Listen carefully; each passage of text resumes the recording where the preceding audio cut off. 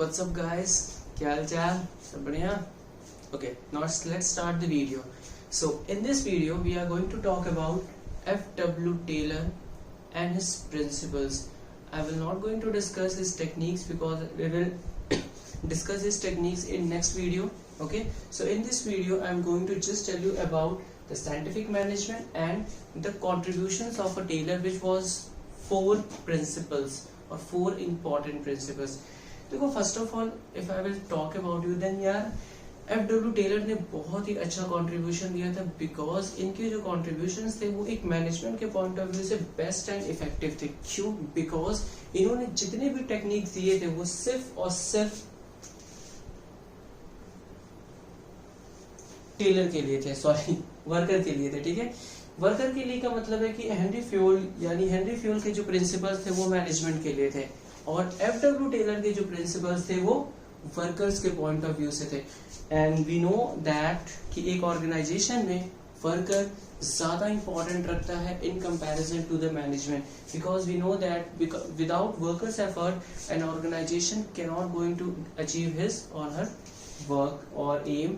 So first of all let's start. देखिए भैया F.W. Taylor के बारे में थोड़ा सा पढ़ लेते हैं. अब basic concept. F.W. Taylor was born in 1856 in US से. भैया 1856 यानी कि 56 में भैया ये पैदा हुए थे और यूएसए में हुए थे और इनकी जो डेथ थी वो 1915 थी. Work as a mechanical engineer. देखो इन्होंने जो वर्क किया था एज अ मैकेनिकल इंजीनियर के तौर पे वर्क किया था. That's why he is more closer to the worker. देखो मैकेनिकल इंजीनियर जो होता है वो सबसे क्लोज होता है वर्कर्स के कंपैरिजन. ओके, सो ये वर्कर के सबसे क्लोज में रह करके इन्होंने काम किया था. इन्हें as a father of a scientific management के भी नाम से जाना जाता है और इनके जो सबसे अच्छे प्रिंसिपल्स क्या थे, इन्होंने साइंटिफिक मेथड्स यूज किया था किसी भी मैनेजमेंट प्रॉब्लम्स को सॉल्व करने के लिए. मतलब देखो F.W. टेलर का ये मानना था कि अगर आपको ऑर्गेनाइजेशन के प्रॉब्लम को सॉल्व करना है then you have to use a scientific method. Scientific methods का मतलब होता है कि प्रॉपर मेथड आप यूज करो जिसका लॉजिक होना चाहिए. प्रॉब्लम्स को फाइंड आउट करो या सोल्यूशंस आप निकालो. Now let's talk about the scientific management था क्या, मतलब कि what is the meaning of a scientific management. बहुत ही सिंपल लैंग्वेज में मीनिंग को एक्सप्लेन किया गया. पहला एनालिसिस ऑफ अ वर्क. मतलब F.W. टेलर का ये मानना था कि first of all we have to analyse the work. अब देखो ये आप एनालिसिस किस तरीके से करोगे. First of all you have to find out the what is the problem in your organisation. कि एक ऑर्गेनाइजेशन में प्रॉब्लम क्या है, मतलब defining the problem. Afterwards you will find out different solutions of an alternative problems. मतलब जो भी आपके पास प्रॉब्लम्स है उन प्रॉब्लम्स को सॉल्व करने के लिए आपके पास कितने तरीके के आप सॉल्यूशंस को खोज सकते हो. उसके बाद एंटिसिपेटिंग द सॉल्यूशंस, मतलब then you have to find out the best solution. Best solution आप कैसे फाइंड आउट करोगे, जो भी आपने अल्टरनेटिव सॉल्यूशंस को फाइंड आउट किया है उसमें से आप मेरिट्स और डीमेरिट्स को फाइंड आउट करोगे. ठीक है, then afterwards you will draw a conclusion, मतलब जो भी आपके लिए बेस्ट होगा. ठीक है, after anticipating every solutions then you will select a best one. इसका मतलब हुआ एनालिसिस ऑफ अ वर्क. मतलब जो भी वर्क है यानी जो भी आपकी प्रॉब्लम्स है भैया उसको पहले आप प्रॉपर वे में एनालाइज करोगे. ठीक है, अब ये एनालिसिस जो ये सारी चीजें आप करोगे इन अ सिंपलेस्ट एलिमेंट, यानी सिंपल से सिंपल चीपेस्ट वे में आप करोगे ताकि वर्कर्स की परफॉर्मेंस को इम्प्रूव किया जाए और बेटर किया जाए. ठीक है, सो साइंटिफिक मैनेजमेंट का मतलब सिंपली होता है scientific management refers to the analysis of a work into a simplest element to perform और to improve the workers performance. Simple scientific management का एक यही मीनिंग है. ठीक है, बाकी चीजें आपको अलग अलग बुक्स में अलग अलग मीनिंग मिल जाएंगे, but if you will find out then आपको यही मीनिंग मिलेगा. तो सिंपल से सिंपल वे में आप चीजों को समझ सकते हो. ठीक है, नाउ लेट्स आप स्क्रीनशॉट इसका ले सकते हो.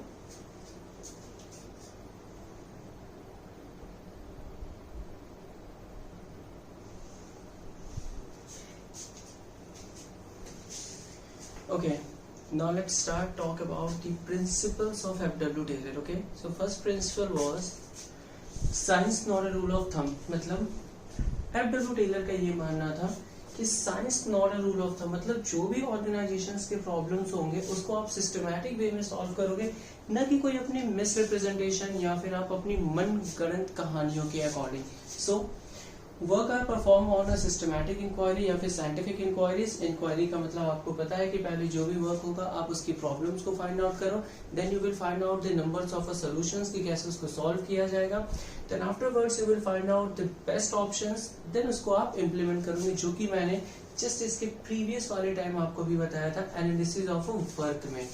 सो आप साइंटिफिक इंक्वायरी के फॉर्म में आप अपने पहले वर्क को परफॉर्म करोगे, न कि not on a self experience and a mismatch. मतलब देखो self experience, no doubt experience is good option, लेकिन देखिए पता है एक्सपीरियंस हमेशा एक जैसी नहीं होती, बिकॉज हमारे पास हमेशा अलग अलग प्रॉब्लम्स होते हैं, ठीक है। तो आप एक ही सोल्यूशन को सारे प्रॉब्लम्स में इम्प्लीमेंट नहीं कर सकते हो।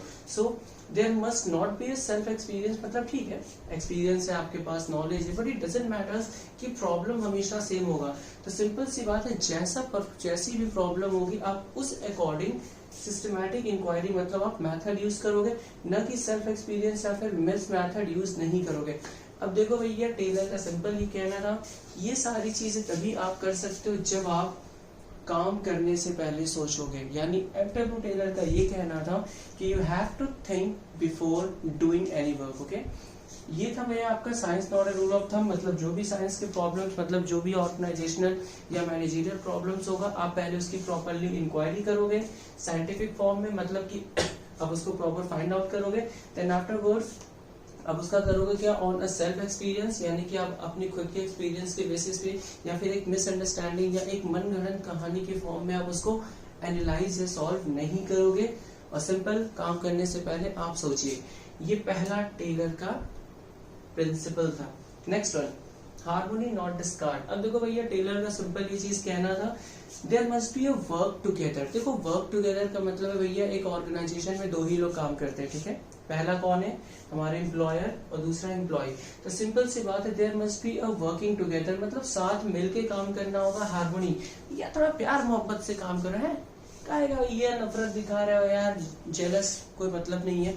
तो सिंपल सी बात है, अगर आपको घर में रहना है तो प्यार से रहना होगा। तो देखो भैया कंपनी एक घर है, ठीक है, और उस घर में रहने वाले दो लोग हैं, भैया हस्बैंड वाइफ है, और क्या, तो एक एम्प्लॉयर है और एक एम्प्लॉय है।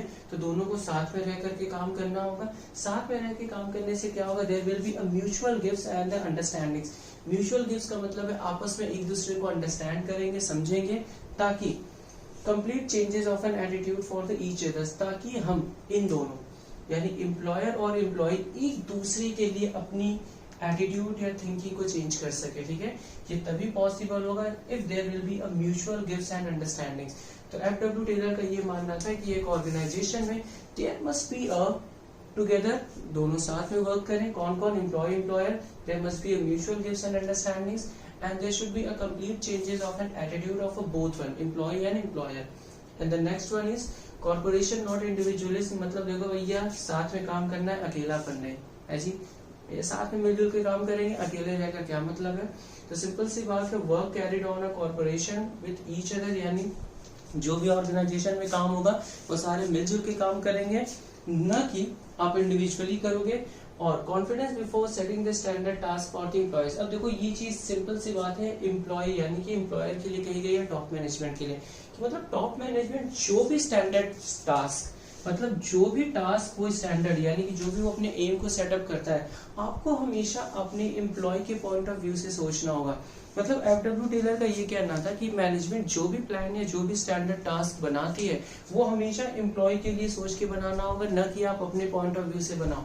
सो सिंपल सी बात है, there must be a corporation not individualism. मतलब इंडिविजुअलिज्म का मतलब इसमें किया गया, मतलब टॉप मैनेजमेंट जो भी स्टैंडर्ड वर्क परफॉर्म या टास्क या एम या गोल बनाती है वो ऐसा बनाए जिसमें मिलजुल के सॉल्व किया जा सके। आप इंडिविजुअली सॉल्व मतलब एक पॉइंट ऑफ व्यू या थिंकिंग लेकर के नहीं बनाओगे।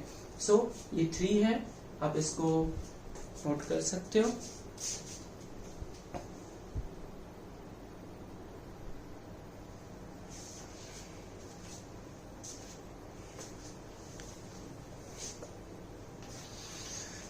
So now let's talk about the last principle given by the FW Taylor, ठीक है। इसमें सिंपल सी चीज क्या है, development of workers to their greater efficiency and the prosperity. अब देखो ये थोड़ा सा बात किया गया है वर्कर्स के डेवलपमेंट की, ठीक है, जिसमें एफडब्ल्यू टेलर का क्या मानना था there must be efficiently depends upon the training and the knowledge. अब देखो वर्कर्स के लिए अगर इफ यू वांट कि वर्कर के अंदर क्या होना चाहिए, डेवलपमेंट हो, ताकि वर्कर अपनी मतलब जो भी एफिशिएंसी है वर्कर्स या फिर परफॉर्मेंस को इम्प्रूव कर सके, तो इसके लिए क्या है, वर्कर को ट्रेनिंग एंड नॉलेज।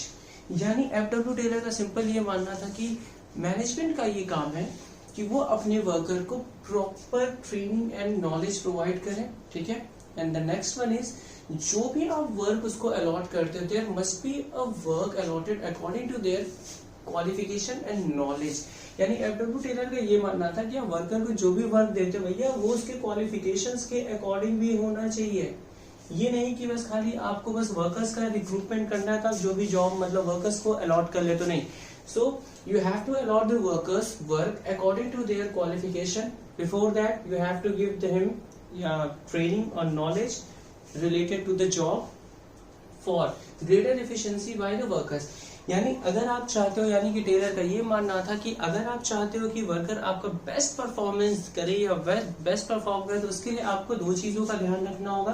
पहला, टेलर का ये मानना था भैया ट्रेनिंग एंड नॉलेज दीजिए, और वर्कर को जो भी आप जॉब देते हो, ठीक है, वो उसके क्वालिफिकेशंस या उसके नॉलेज के अकॉर्डिंग होना चाहिए, ठीक है। यानी उसको पहले से नॉलेज होना चाहिए ताकि वर्कर्स की परफॉर्मेंस को बेटर वे में इम्प्रूव किया जा सके। सो इन दिस वीडियो फिलहाल इतना ही। तो भैया be safe, be secure, keep smiling, good luck.